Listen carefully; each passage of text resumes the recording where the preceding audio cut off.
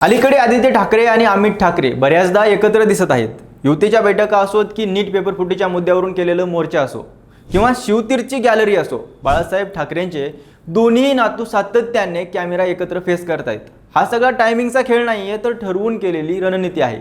पण दोन्ही ज्युनियर ठाकरेंना मैदानात उतरून उद्धव ठाकरे आणि राज ठाकरेंना नेमकं काय साध्य करायचंय, नवं गणित काय आहे, यावरच बोलूयात आजच्या या व्हिडिओच्या माध्यमातून। नमस्कार, मी अमोल जाधव आणि तुम्ही पाहताय लगाव बत्ती। आदित्य आणि अमित ठाकरे यांचं सक्रिय राजकारण मागच्या काही काळात कसं दिसून आलं, तर शिंदेच्या बंडानंतर आदित्य ठाकरे उद्धव ठाकरे यांच्या मागे सावलीप्रमाणे वावरले। डोळ्यात डोळे घालून त्यांनी विरोधकांना टशन दिली, तर विधानसभा निवडणुकांमध्ये अमित ठाकरे स्वतः निवडणुकांमध्ये सहभागी होत पराभवानं खचलेल्या कार्यकर्त्यांमध्ये उत्साह आणला। मात्र निकालात मनसेने अपेक्षित कामगिरी केली नाही। त्यात परिस्थिती पुन्हा खडतर होण्याचं कारण म्हणजे उद्धव ठाकरेंच्या शिवसेनेत पुन्हा फूट पडली। काही खासदार शिंदे गटात गेल्यानंतर उद्धव ठाकरे गटाला आहे तो बेसी गमावण्याचा धोका आता निर्माण झालाय। त्यामुळे आता ठाकरे ब्रँड डळमळीत झाल्याचं चित्र निर्माण झाले। त्यामुळे काही करून ठाकरेंना आपला ठाकरे ब्रँड वाचवायचा आहे। यासाठी ठाकरे बंधू थेट मैदानात उतरणं योग्य ठरेल अशा विचारात होतीच की त्यात कॉक्रोच जनता पार्टीच्या आंदोलनाचं निमित्त मिळालं। हेच निमित्त साधत ठाकरेंनी आदित्य आणि अमित ठाकरे यांना पुढे केलं। पण ठाकरे घराण्यातील नव्या पिढीचं नेतृत्व समोर करण्यासाठी ठाकरेंचं गणित काय असू शकतं तेही पाहूयात।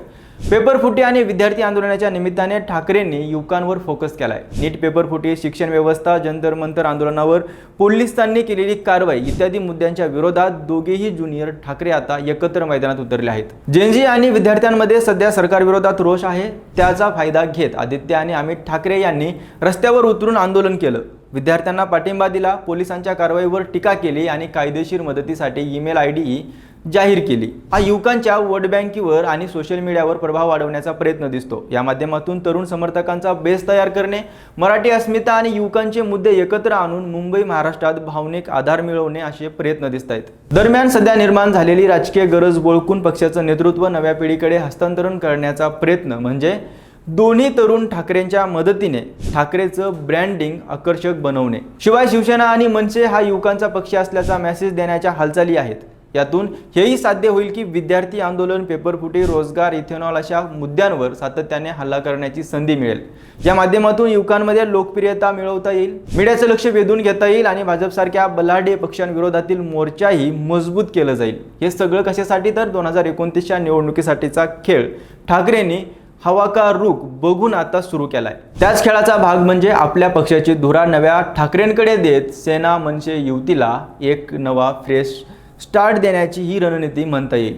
थोडक्यात काय, तर तरुण नेतृत्व म्हणून आदित्य आणि अमित या नव्या ठाकरेंची एकजूट टिकली आणि सेना मनसे युतीचा तरुण मतदारसंघाचा बेस मजबूत झाला तर 2029 मध्ये हाच वोटर महत्त्वाची भूमिका बजावू शकतो। पण यावर मर्यादा आहेत। तर फक्त तरुणाच्या मुद्द्यावर एकत्र येणं पुरेसं नाहीये, कारण एखादा मुद्दा घेऊन आंदोलन, मोर्चे जरी काढले तरी युवक फक्त मुद्द्यासाठी येतात। नव्या पक्षासोबत जोडले गेले तरीही त्यांच्यात पक्षनिष्ठा लगेच तयार होत नाही। यासोबतच युती झाली असली तरीही दोन्ही पक्षाच्या कार्यकर्त्यांमध्ये जुनी कटुता अजूनही संपलेली नाहीये। त्या कटुतेला दूर करून संघटनात्मक ताकद आणि सातत्यही असायला हवं। हे सगळं आदित्य आणि अमित ठाकरे यांना साध्य करायचं आहे। उद्धव आणि राज ठाकरे आदित्य अमित यांना एकत्र आणून नवीन समीकरण तयार करत आहेत। पण त्यांचा हा प्रयत्न यशस्वी होईल का, याची सर्व जबाबदारी ज्या नव्या ठाकरेंकडे म्हणजेच आदित्य आणि अमित ठाकरेंवर सोपवण्यात आली, ती नवी पिढी ठाकरे ब्रँड वाचवण्यात यशस्वी होणार का? तुम्हाला काय वाटतं? तुमच्या प्रतिक्रिया कमेंट बॉक्समध्ये नक्की सांगा आणि अशाच अपडेट्ससाठी लगाव बत्तीला सबस्क्राईब करायला विसरू नका।